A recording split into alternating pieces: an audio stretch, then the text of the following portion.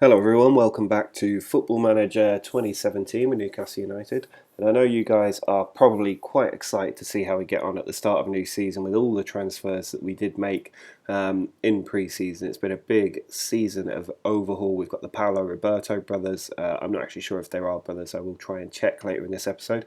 But just a quick note, this episode probably will be a bit smaller. There might also be a bit of disruption in the upload schedule over the weekend. I'll try to limit that as much as I can, but I am in Paris this weekend. I'm actually recording from a little hotel room in Paris before I go out for dinner with a few friends. So that is how dedicated I am to getting you this content. In today's episode, we do hopefully have a few exciting games to go. The big one is away at the Stadium of Light. We want to get revenge on Sunderland after they beat us in the FA Cup last season. We'll also take on Stoke and then probably Everton and West Ham. I don't think we'll get as far as the Manchester United game, looking at the time. These videos do take a little while to record and then edit and upload. But I'm hoping I can get it up tonight. It might be tomorrow morning in a push. But for the game against Sunderland, we do have Paolo Roberto, the left winger, on the left wing. Sane is starting on the right wing. Simonsen up top. Kovacic, Imperiale and Cook are in the middle. Lucas, Carvalho, Albini and Mamana across the back four. Ketchel in goal. Pretty much unchanged from the last match. We do have a few youngsters on the bench, so if there's names you don't recognise, they are youngsters, just making up the numbers because we've got a few players out. Still looking to do a little bit of transfer business if we can, but we'll just have to see how that goes. It's only a week until the transfer window closes. Imperiale on the ball. Just been recovered by Mamana. Here's Kovacic in the middle, pushes it out to Imperiale. He sends the ball for Sane, he pulls it back and it's cleared out by Byram. Lucas is going to get to the follow-up ball though, and here's Kovacic again. Now Imperiale. What can he create? He sends it back to Cook.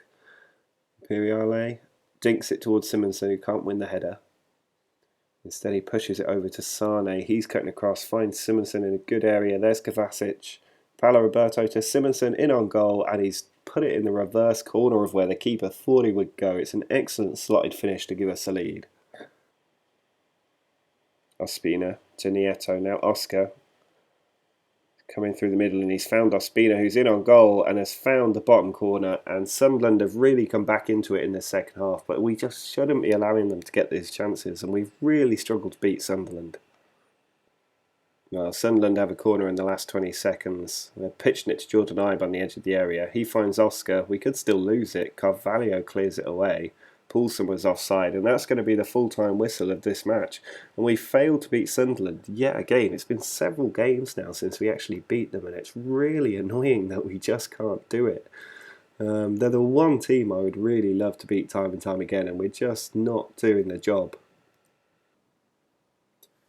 Well, the Champions League draw is back for us after a season out of the competition. A little bit unfairly, we failed to qualify despite finishing fourth last season, but we're back in it this time. We finished second in the league, so straight into the group stage, and we're actually second seeds now. We've been in the competition enough, won enough trophies that we are pulling alongside the likes of Real Madrid and Manchester United. Obviously, the top seeds are the league winners of the top 8 leagues in Europe and possibly the Champions League winners as well. I think Arsenal won the Champions League last time around. So hopefully we can avoid the likes of Barcelona, Juventus. The rest of the teams, not too fussed about. PSG might be quite difficult as well. They did win the Champions League several years in a row, but I think they've declined a little bit since then. Manchester United get Barcelona. Milan get PSG. Real Madrid get Porto. Does that mean we get Juventus? It does. We are drawn with Juventus, who we've played quite a lot recently. Now, the likes of Bayern, we will want to be avoiding. Benfica, who a few people were talking about, they're a pretty good team. They haven't set the world on fire.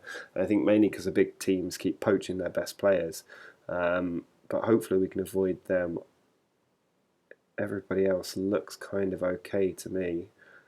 And we get Anderlecht. That is a free pass as it goes. Everybody else, pretty weak teams. Let's just see who we pull out. We pull out FC Copenhagen. Pretty easy group, really. You just have to see if we can top Juventus and win the group or not. I think the groups of death here is definitely Group B. Just having a look, maybe Group D could be quite difficult. Porto are a pretty strong team, and Group G is quite tough as well with Madrid, Benfica and Dortmund. Marseille aren't all that shabby either. So that's not a bad group stage draw, something to look forward to back in Champions League action this season. Well, there are a few changes to the team after the disappointing draw against Sunderland. That's mainly because we have players back. So Paolo Roberto, the other Paolo Roberto, can start in central defence. We're going to have to think of a way of differentiating between them. I like Paolo Roberto on the left wing. He was playing first. So we need a new name for our central defender. Let me know in the comments what you think we should call him.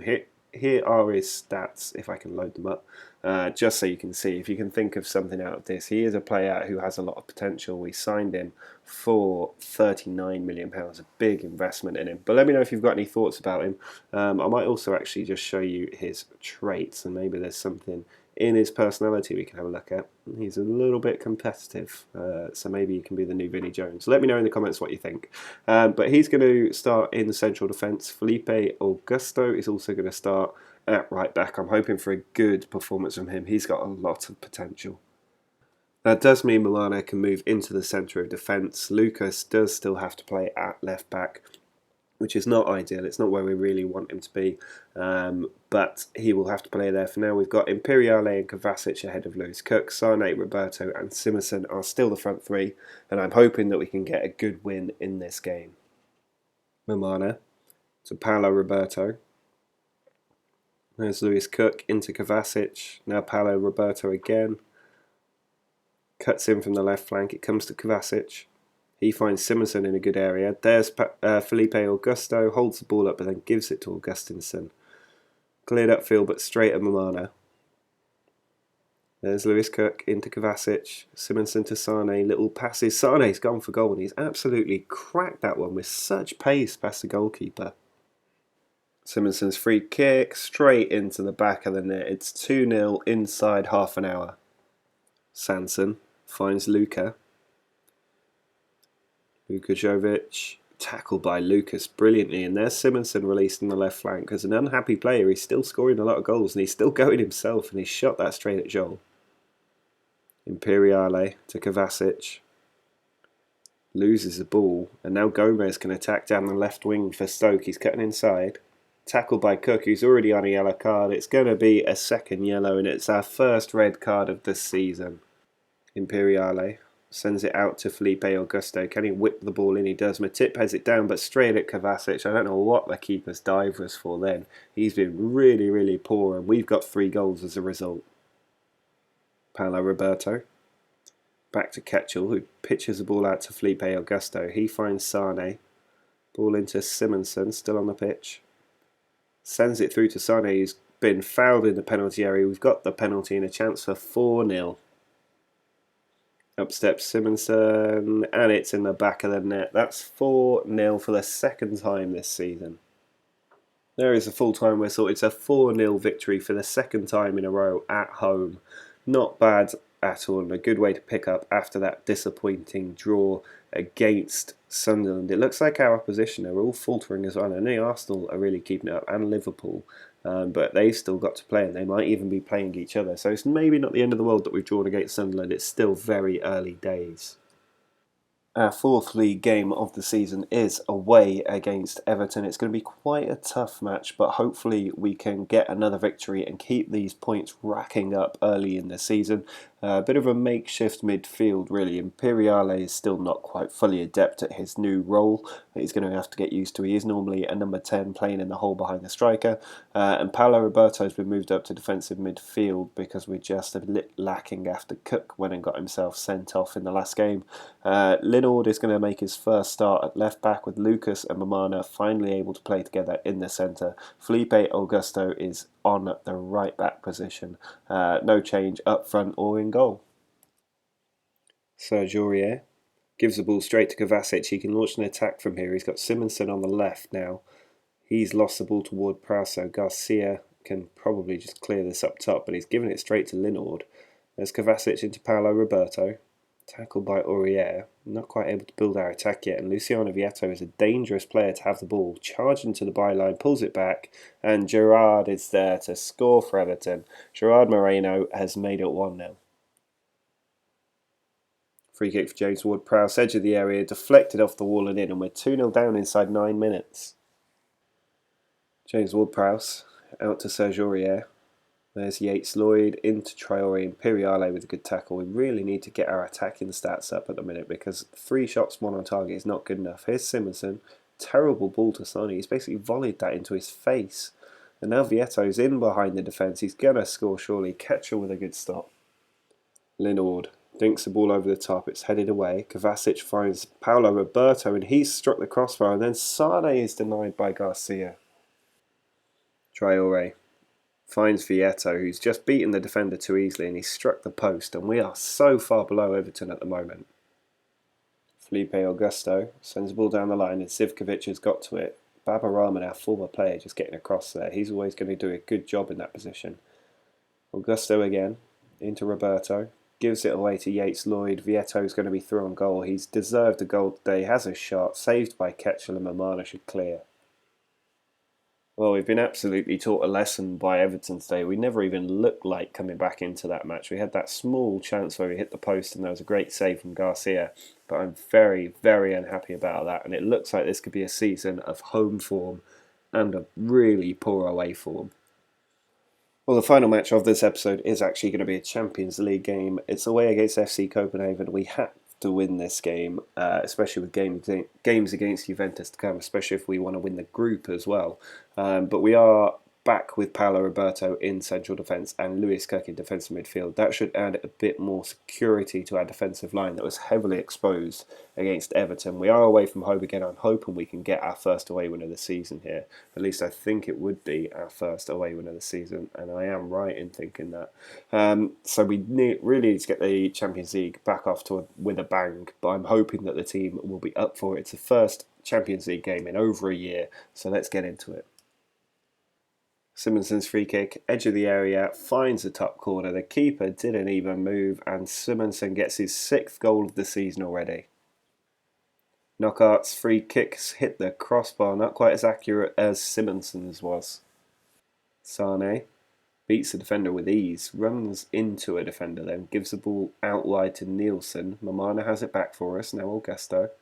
Through to Sane, will he pass it this time? He's just hanging on to the ball at the minute and he's lost it for a second time. And now Copenhagen are in on goal. Ketchel really should have caught that. Knockaert plays the ball over the top and Thorup's got in on goal and he's beaten Ketchel too. We've been pegged back by FC Copenhagen. Allen with the ball over the top. Thurup might get there. Mamana has it. Ketchel can play the ball out. There's Paulo Roberto. Kovacic, what can he do? Finds Simonsen. He's having a run at goal. And that is a horror tackle. Simonsen rightfully sticking his arms out. That's a straight red card. Well, our away form is clearly going to be a major, major problem this season. That's 3 away games we've had against not that difficult teams. And we've failed to win all 3 of them. I'm going to be aggressive with the team when it's as bad as this. Really, really, really poor. Real Madrid's still interested in signing Simonsen. That's not going to happen. He has stopped being unhappy, so hopefully he'll get back into the goals as he did today. But it's a really bitty start to the season. Look at that. Failing to beat Everton and Copenhagen. We do at least have 2 home games next against West Ham and QPR before we go away to Manchester United. Then at home to Anderlecht, home to Spurs. I'm really hoping we can pick up the points because I don't want to be falling 3 points behind Arsenal already. They are the European champions. I'm expecting a title challenge this season. So we'll just have to see how that develops. The transfer window is closed. I didn't manage to bring anybody else in because the target I wanted, who I won't talk about, was injured. He would have been a very expensive signing. Maybe you can have a guess at who you think it is. It is somebody who has impressed against us in this series so far. But that is going to be it for this episode. Sorry it's a bit short. I'm hoping I can get a couple of full episodes recorded tomorrow morning, ready for the weekend.